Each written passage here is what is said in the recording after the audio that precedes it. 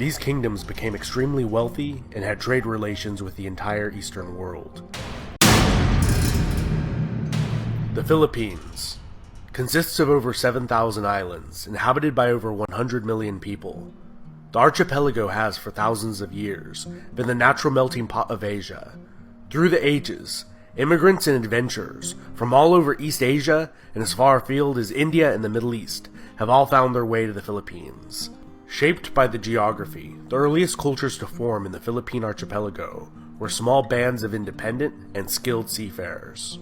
Between approximately 2,000 and 1,500 years ago, many mountains and hills were transformed into terraced farmland. Many still in use today are fed by ancient, sophisticated irrigation systems, channeling water down from the rainforests above the terraces, and it is said that the steppes, put end to end, would encircle half the globe.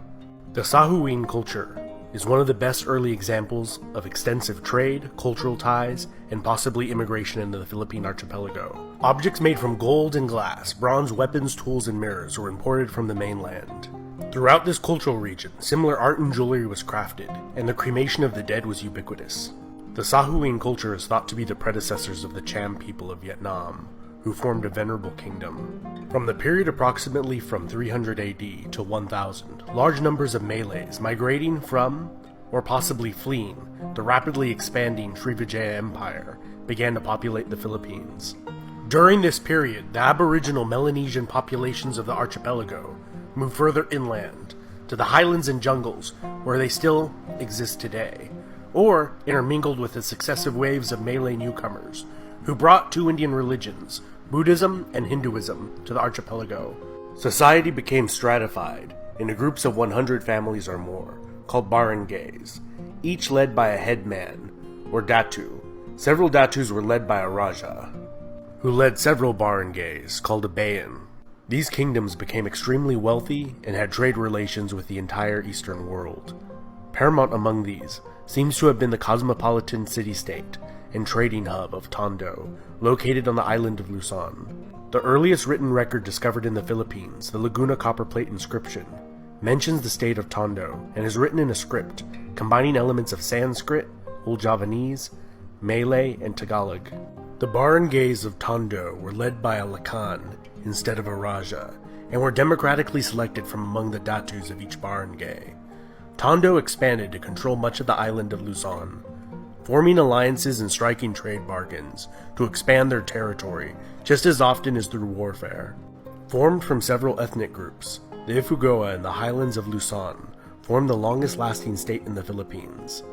This self-sufficient, landlocked state lasted for over 1,000 years and was ruled over by a council of elders. Several other long-lasting states formed throughout the Middle Ages, including Mai, who held diplomatic relations with Song Dynasty China, until Tondo secured a monopoly on trade with China in the archipelago. The Madhas Confederacy was originally a vassal state of the Srivijayan Empire.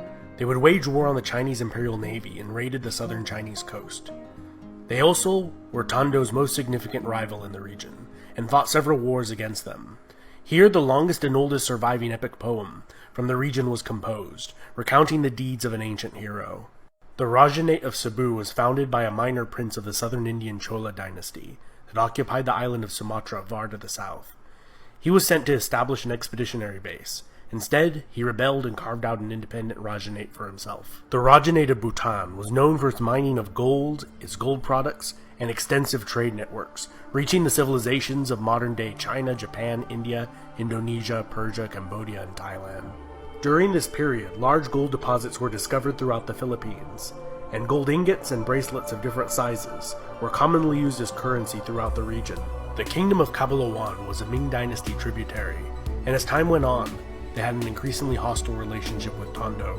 In the early 1400s, the Sunni Islamic Bruneian Empire began to expand into the Philippine archipelago, and around the year 1500, established the semi-independent Rajanate of Manila as a competitor to Tondo's maritime dominance in the region. Built directly across Tondo on the opposite banks of the Pasig River Delta, Manila would gradually supplant Tondo, which fell under increasing Bruneian influence. The Sultanate of Maguindanao formed in the south, ruled over by a hereditary line of sultans that maintained very favorable relations with the Dutch and English. for over 3 centuries, until finally falling to the Spaniards in the 19th century. In 1521, a Spanish expedition that would go on to be the first to circumnavigate the planet reached the Philippines. It was led by the Portuguese, Ferdinand Magellan. The Raja of Cebu declared allegiance to the Spanish crown and converted to Catholicism. The nearby small island of Mactan was not as amicable and killed for now as they disembarked with a small attack force on the island. The Spaniards left but would return quickly, sending 5 subsequent expeditions, and in 1543, Ruy Lopez de Villalobos renamed the islands Las Filipinas after Philip II of Spain. During the conquest of Manila, much of the city was burnt to the ground, and the Spanish settlement of Manila was founded there as the capital of the Spanish East Indies. In 1578, the Sulu Sultanate, a longtime vassal of the declining Empire of Brunei, became fully independent and would become a longtime foe of the Spanish. The Sultanate of Sulu became notorious for the so-called Moro raids, pillaging and taking of slaves. The Spanish would burn down their cities several times, only to have new bases of operations sprout up on different islands. By the mid-1600s, Manila was a bustling port city, as galleons crisscrossed the Pacific Ocean, leaving from Acapulco in modern-day Mexico, filled with silver, mined there and in Potosi, and returning from Manila, filled with luxury goods such as porcelain, silk, and spices. Spanish territory would slowly expand, defeating a series of Dutch attempts to seize Manila.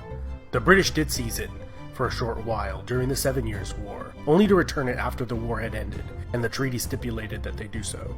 Over the centuries of Spanish rule, Spanish became the primary language used in the Philippines. Many of the regional dialects and scripts completely disappeared over time. Following the Spanish-American War and period of U.S. military rule, the Philippines became an American territory, and in 1935 became an American Commonwealth.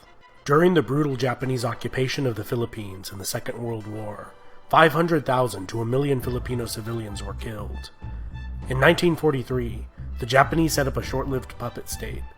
After the war, the Philippines returned to being an American Commonwealth, and in 1946, a Philippine Republic was established, which was replaced by the dictatorship of Ferdinand Marcos, who ruled as a dictator under martial law from 1972 until 1981, and held the position of president for over 20 years.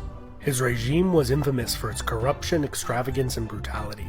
Eventually, public outrage boiled over, and in a snap election, he was removed from power and fled to Hawaii. He was replaced by Maria Corazon Aquino, the wife of a murdered opposition leader, who returned to face Marcos. She has been followed by 5 more Philippine presidents, and that was a lightning-fast overview of Philippine history.